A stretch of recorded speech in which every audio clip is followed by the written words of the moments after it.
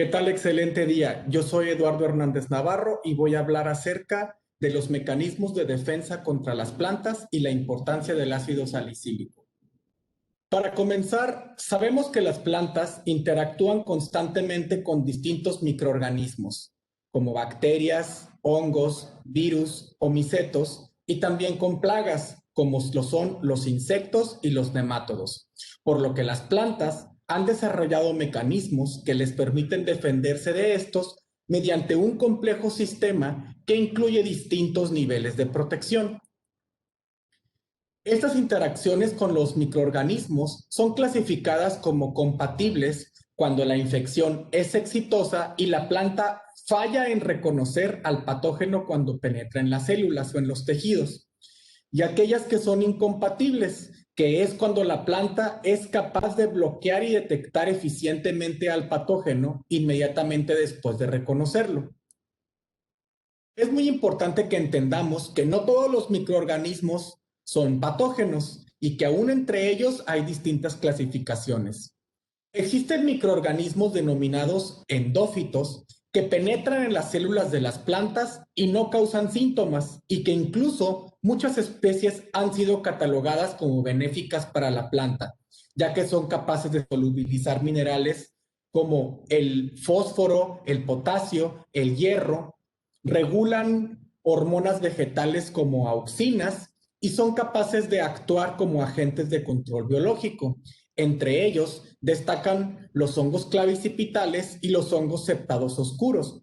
A pesar de que la palabra endófito literalmente significa que vive dentro de la planta, usualmente este término se le adjunta a aquellos que tienen una actividad positiva hacia la planta.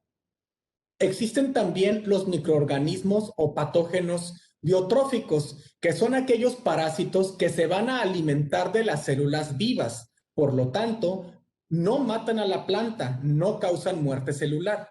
Ejemplos de estos son las cenicillas y las rollas, que aunque pueden causar estragos en los cultivos, no provocan muerte celular.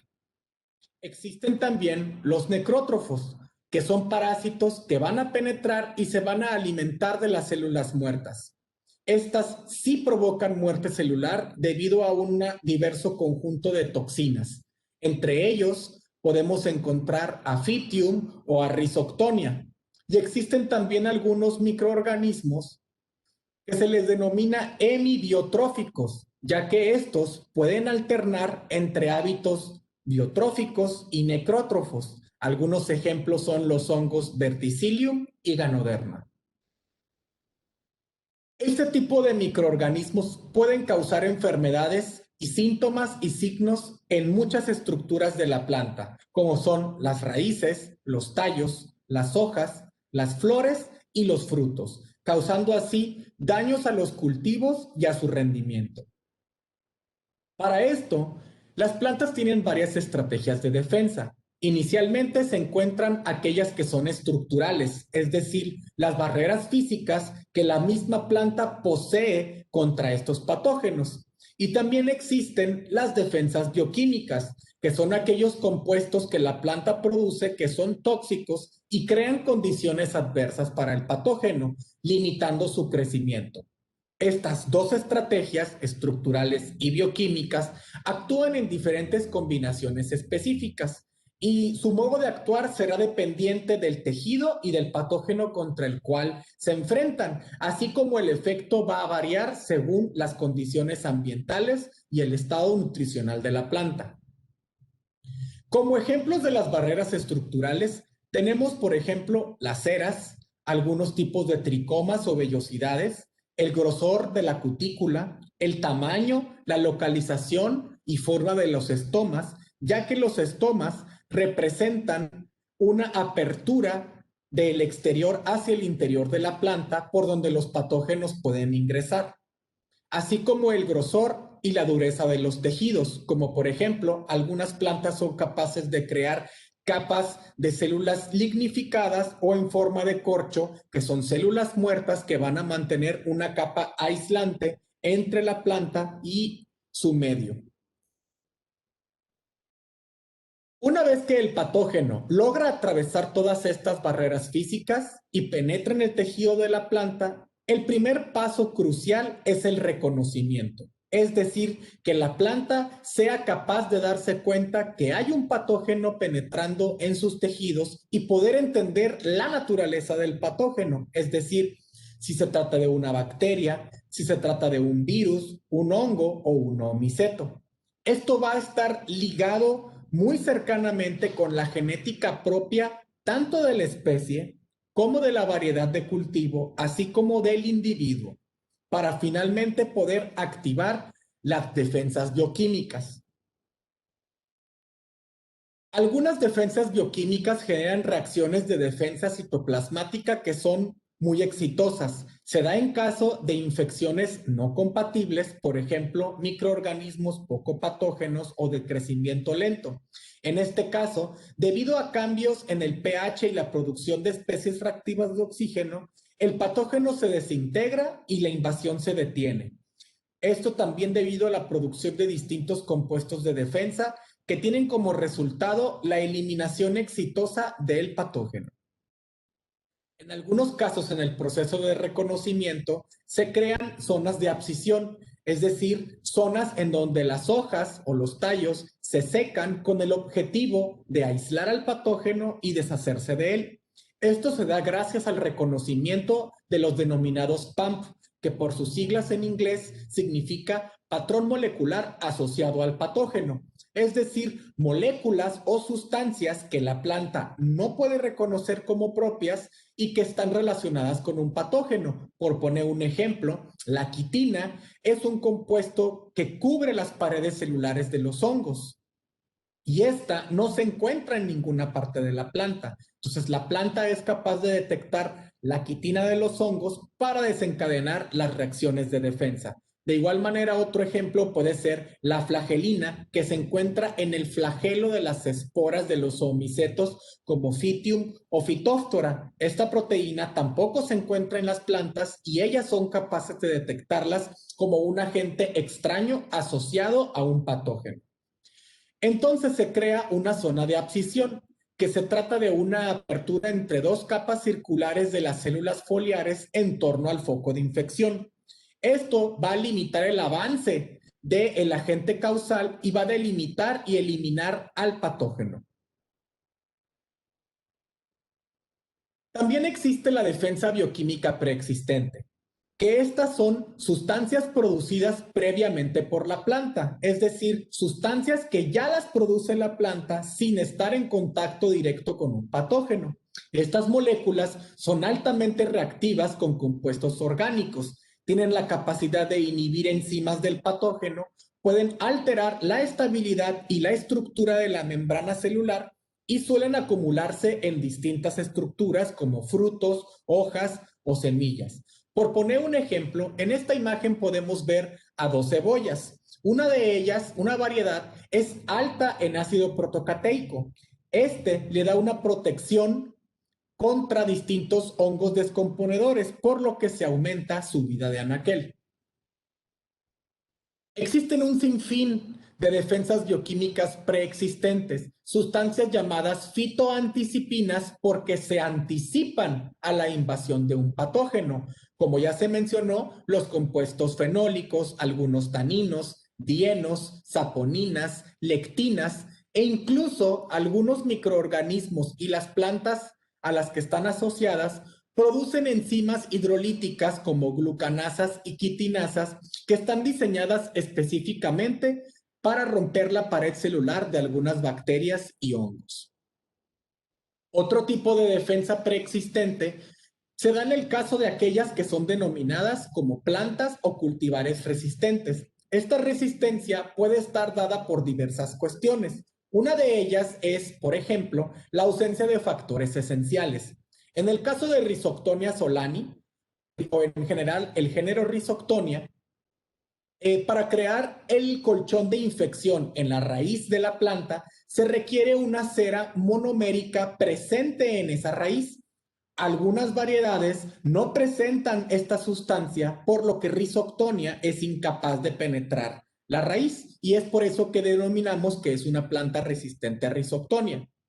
En algunos otros casos existen los denominados genes de resistencia. Estos genes de resistencia son específicos entre un patógeno y su hospedero. Por poner un ejemplo, en el caso de la relación entre maíz y Cocleobolus carborum, el maíz es capaz, posee una proteína o un gen de resistencia que es capaz de inactivar una toxina que es producida por el hongo. En el caso de la defensa inducida, comienza por la producción de diferentes sustancias como las especies reactivas de oxígeno. Es decir, un patógeno penetra, es reconocido por los patrones moleculares asociados al patógeno y la planta comienza a producir una serie de sustancias reactivas, principalmente base oxígeno. Algunas, por ejemplo, con el ion superóxido, el peróxido de hidrógeno o los radicales hidroxilo. Estas sustancias tienen la capacidad de dañar membranas, de oxidar compuestos fenólicos y a su vez producir compuestos con mayor toxicidad. Por poner un ejemplo, tenemos aquí el fenol, que una vez que es oxidado se convierte en una quinona, un compuesto mucho más tóxico. O por ejemplo, tenemos aquí otro ejemplo del ácido linolénico, el cual después de algunos cambios estructurales se convierte en ácido jasmónico, que es una molécula muy importante para la señalización dentro de la planta. Para que empiece a haber, después de una defensa inducida, una resistencia adaptativa, existen varias moléculas señal que van a ayudar para esto. Estas moléculas son transportadas por la planta a través de los conductos vasculares y actúan de manera inespecífica, es decir, que pueden llegar a cualquier parte de la planta a activar una señal de alerta. Esto va a preparar a la planta para una invasión a corto plazo. ¿Por qué? Porque algunos patógenos, por poner un ejemplo, una cenicilla, penetran rápidamente y comienzan a esporular inmediatamente. Entonces, estas esporas pueden ser llevadas por aire o agua a otra parte de la planta. Entonces, una vez que detectan que en alguna parte hay un patógeno, se empieza a preparar el resto de la planta para evitar infecciones secundarias. En el caso, por ejemplo, de patógenos biótrofos y hemibiótrofos, la señal que se dispara es de ácido salicílico, mientras que contra los necrótrofos y contra las plagas como los insectos y los nemátodos es el jasmonato o el ácido jasmónico aquel que comienza la señalización. El ácido salicílico es una sustancia de gran importancia para todas las plantas. Es un beta-hidroxiácido fenólico. Es ampliamente producido por muchísimas plantas e incluso procariotas. Fue descubierto en la corteza del sauce, ya que esta corteza era utilizada a manera de test para controlar el dolor, la fiebre y la inflamación. Se descubrió que es un mensajero químico que regula es un mensajero químico que regula numerosos procesos biológicos. E incluso en el 79 fue utilizado como tratamiento en la planta de tabaco contra el virus del mosaico del tabaco. Y al inicio de 1990 fue introducido como la sexta hormona vegetal. El ácido salicílico se encuentra relacionado con un proceso denominado resistencia sistémica adquirida, la cual, como ya hemos mencionado, depende de dos etapas. La primera, la inducción de defensas de las células cercanas, es decir, una respuesta local en el sitio donde se está dando la infección. Y para ello, como ya se mencionó, es indispensable el reconocimiento del patógeno.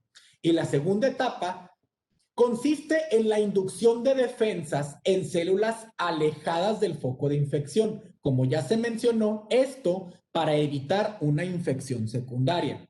Para ello, se va a acumular una serie de proteínas de defensa, ácido salicílico, ácido jasmónico a un nivel local y sistémico. Otras moléculas están muy relacionadas con este proceso, como el óxido nítrico, suficientes cantidades de calcio y algunas proteínas que regulan la acumulación del ácido salicílico. Esto conllevará a la acumulación de las especies reactivas de oxígeno, proteínas de defensa y, por lo tanto, liberación de moléculas antimicrobianas. En este diagrama podemos ver en la parte de abajo cómo en una primera hoja infectada comienza una señal de ácido salicílico. Este ácido salicílico, que es producido y almacenado por la planta, es transformado entonces en metilsalicilato o salicilato de metilo. Es una forma inactiva, o sea, no da una señal, pero es la que es capaz de viajar a través de los tejidos de la planta. Entonces, el salicilato de metilo es el que viaja de la hoja infectada a las hojas sanas y es nuevamente transformado en ácido salicílico, donde comienza una serie de señalizaciones liberando especies reactivas de oxígeno y activando los genes de defensa que la planta ya posee. El ácido salicílico no solo se activa en respuesta a un patógeno. Distintos estreses abióticos como la radiación ultravioleta, tratamientos con ozono o las sequías inducen la producción del ácido salicílico. Esta sustancia se puede acumular en tejidos no fotosintéticos. En las raíces, por ejemplo, contribuye al moldeamiento de las comunidades rizosféricas, es decir, que tiene un efecto selectivo sobre qué microorganismos van a estar asociados a la raíz de la planta. El ácido salicílico tiene muchas otras funciones al relacionarse con otras hormonas en procesos de metabolismo, homeostasis y crecimiento. Algo muy interesante es que el ácido salicílico, tanto endógeno, es decir, el que es producido por la planta, como el exógeno, es decir, el que nosotros podemos aplicarle al cultivo, desencadena respuestas de defensa. En esta imagen aquí tenemos una comparativa de algunas proteínas de defensa que se activan cuando se utiliza agua y cuando se utiliza ácido salicílico. Estas respuestas de defensa se desencadenan también al aplicarse el ácido salicílico de manera exógena, de manera externa. Algo muy importante es que el ácido salicílico genera una acumulación y genera una señalización que tiene un pico máximo aproximadamente al séptimo día. Algo también muy interesante es que no importa en qué parte de la planta se dé la primera señalización, por decirlo de una manera, si la infección empieza en las raíces, el ácido salicílico será producido y enviado a las hojas. Y de la misma manera, si el ataque empieza en las hojas, ese ácido salicílico también llegará a las raíces. El ácido salicílico de manera exógena tiene también otros beneficios, principalmente como antimicrobiano. Por ejemplo, en algunos casos se ha visto que disminuye la acumulación de micotoxinas, es decir, en el caso de algunas especies de Fusarium, una de sus estrategias es producir sustancias para envenenar a la planta. La presencia de ácido salicílico disminuye la producción de estas micotoxinas. También disminuye el crecimiento de algunos patógenos como botritis y monilinia hasta en 50% en análisis in vitro.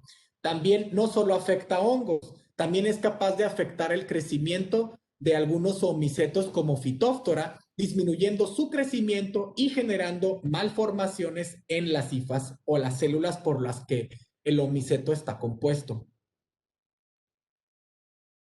Es muy importante destacar que el ácido salicílico está implicado también en el cierre estomático, es decir, estos pequeños poros que regulan la entrada y salida de los gases y de vapor de agua de la planta. Cierra los estomas para regular la pérdida del agua. E incluso se ha visto que aplicaciones exógenas constantes mantienen las defensas de la planta activa y también se ha relacionado con mayor firmeza y vida de anaquel en frutos, incluso en aplicaciones de ácido salicílico post cosecha. Como conclusiones, entendemos ahora entonces que el ácido salicílico es una hormona de gran importancia para las plantas, ya que está relacionada con la regulación del estrés tanto biótico como abiótico, es decir, el provocado por microorganismos como el producido por algunos factores ambientales. Es muy importante ya que actúa como una molécula señal para desencadenar procesos de defensa contra patógenos y algunos fisiológicos como el cierre estomático. Es por lo tanto indispensable en la resistencia sistémica adquirida. Una ventaja del ácido salicílico es que puede ser aplicada de manera exógena, es decir, que nosotros la podemos aplicar directamente a nuestros cultivos. Y algo muy importante es recalcar que se necesitan niveles adecuados de calcio y otros microelementos para encontrar así un equilibrio fisiológico. Por mi parte sería todo. Muchísimas gracias.